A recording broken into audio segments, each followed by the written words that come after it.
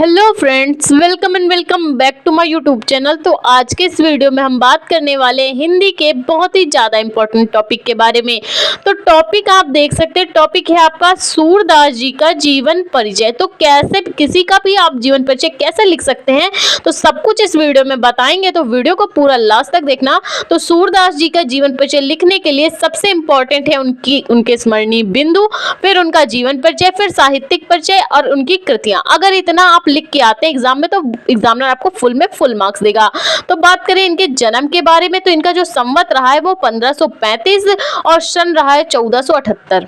संवत 1535 और सन रहा है 1478। सन में और संवत में लगभग 70 से 75 वर्ष का डिफरेंस होता है। ठीक है।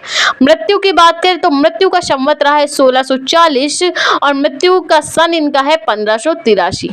यानी कि आप कह सकते हैं इनका जन्म हुआ सन 1478 ईस्वी में और इनकी जो मृत्यु हुई है सन 1583 ईस्वी में। जन्म का संवत है 1535 और मृत्यु का संवत है 1640।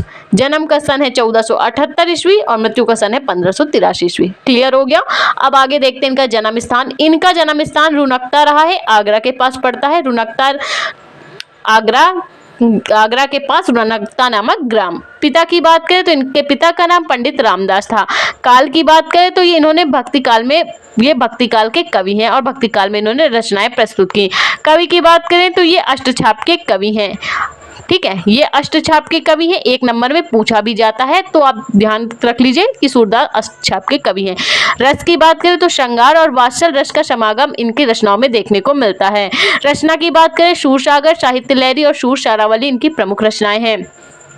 जन्म की बात करें तो देख सकते हैं आप संवत 1535 और सन 1478 ईस्वी को इनका जन्म हुआ। मृत्यु की बात करें तो मृत्यु का संवत रहा है 1640 और सन रहा है 1583 ईस्वी। ठीक है, तो ये जन्म मृत्यु की बात हो गई। अब बात करें इनके जन्म स्थान के बारे में, तो इनका जो जन्म स्थान रहा है वो रुनकता नामक ग्राम आगरा। ठीक है, रुनकता नामक ग्राम आगरा। अब बात करें इनके पिताजी के बारे में, तो इनके पिताजी का नाम पंडित रामदास था। सूरदास जी के पिताजी का नाम पंडित रामदास था। काल की बात करें तो ये भक्ति काल के कवि हैं। ठीक है, और ये किस चीज के कवि हैं? अष्टछाप के कवि हैं। रस की बात करें श्रृंगार और वात्सल का समागम इनकी रचनाओं में देखने को मिलता है। रचना की बात करें सूरसागर, साहित्य लहरी और सूर सारावली इनकी प्रमुख रचना है। तो ये बात हुई इनके स्मरणीय बिंदु के बारे में। अब देखते हैं इनका जीवन परिचय। तो देख सकते हैं आप इनके जीवन में क्या क्या हुआ, तो उसके बारे में हम देखेंगे। तो सूरदास जी का जो जन्म हुआ सन 1478 ईस्वी को। सूरदास जी का जन्म सन 1478 ईस्वी को आगरा के रुनकता नामक ग्राम में हुआ। सूरदास जी का जन्म सन 1478 ईस्वी को आगरा के रुनकता नामक ग्राम में हुआ था। ठीक है, सूरदास जी का जन्म 1478 ईस्वी को आगरा के रुनकता नामक ग्राम में हुआ। इनके पिताजी का नाम पंडित रामदास था। सूरदास के अंधत्व को लेकर विद्वानों के कई मत हैं। सूरदास के अंधेपन को लेकर विद्वानों के कई मत हैं। कुछ विद्वान कहते हैं कि ये जन्म से अंधे थे, परंतु कुछ का कहना है कि कृष्ण की भक्ति में ये इस प्रकार लीन रहते थे कि उसके आधार पर इनको अंधा माना गया है। कुछ विद्वान इन्हें जन्म से अंधा मानते हैं, परंतु कुछ का कहना यह है कि कृष्ण की लीला और कल्पना के आधार पर इन्हें अंधा माना गया है। ठीक है, तो सबके अपने अपने मत हैं, तो हम लोग तो उन्हें अंधा ही लेकर चलते हैं कि सूरदास जी अंधे थे। ठीक है, तो ये विद्वानों के मत हैं। इनके बारे में विद्वानों का कहना है।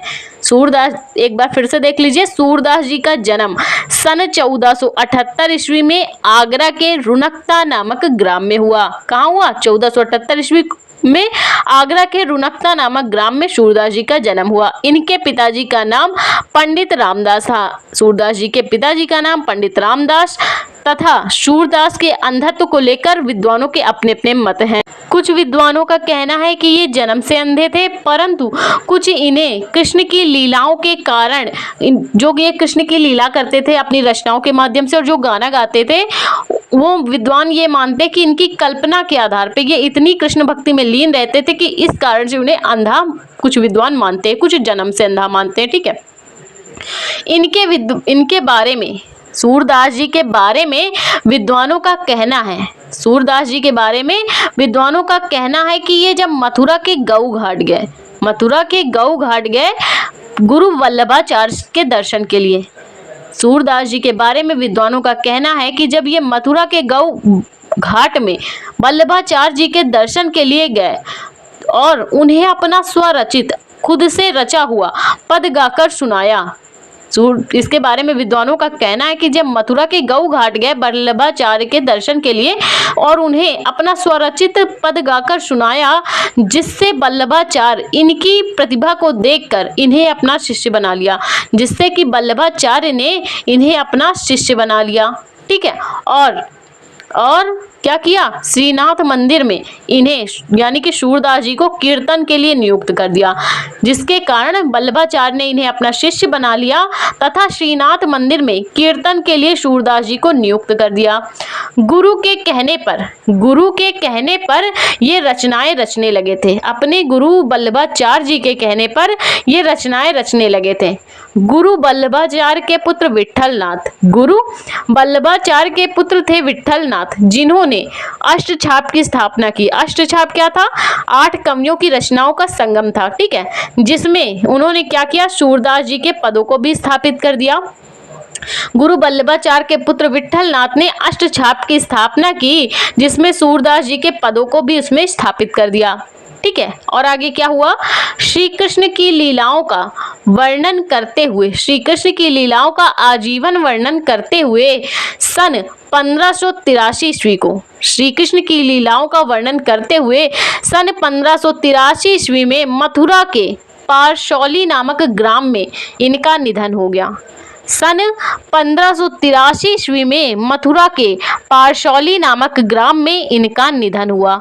ठीक है, ये बात हुई इनके जीवन परिचय के बारे में। आप देखते हैं इनका व्यक्तित्व और कृतित्व क्या रहा है। सूरदास जी के पदों का संग्रह सूरसागर में देखने को मिलता है। सूरदास जी के पदों का संग्रह सूरसागर में देखने को मिलता है। वहीं सूरसागर में इनके पदों का संग्रह देखने को मिलता है। वहीं इनका दूसरा प्रसिद्ध काव्य साहित्य लहरी है। वहीं इनका दूसरा प्रसिद्ध काव्य साहित्य लहरी है, जिसमें दृष्टकूट पदों को शामिल किया गया है। जिसमें दृष्टकूट पदों को शामिल किया गया है। इसमें रस, छंद, अलंकार एवं नायक नायिकाओं के भेद का वर्णन किया गया है। नायक नायिकाओं के भेद का वर्णन किया गया। रस, छंद, अलंकार एवं नायक नायिकाओं के भेद का वर्णन किया गया है। वहीं सूरदास द्वारा रचित गोवर्धन लीला, वहीं सूरदास जी द्वारा रचित गोवर्धन लीला, नाग लीला, पद संग्रह, सूरपचीसी, नल दमयंती आदि ग्रंथ भी प्रकाश में आए हैं। वहीं सूरदास जी द्वारा रचित गोवर्धन लीला, नाग लीला, पद संग्रह, सूरपचीसी, नल दमयंती भी आदि ग्रंथ भी प्रकाश में आए तथा सूरदास जी का सूरसागर जगत विख्यात है। आई होप आपको सूरदास जी का जीवन परिचय समझ में आया, साहित्यिक परिचय समझ में आया, स्मरणीय बिंदु समझ में आए, कृतियां समझ में आई। तो प्लीज वीडियो को लाइक और हमारे चैनल को सब्सक्राइब करें।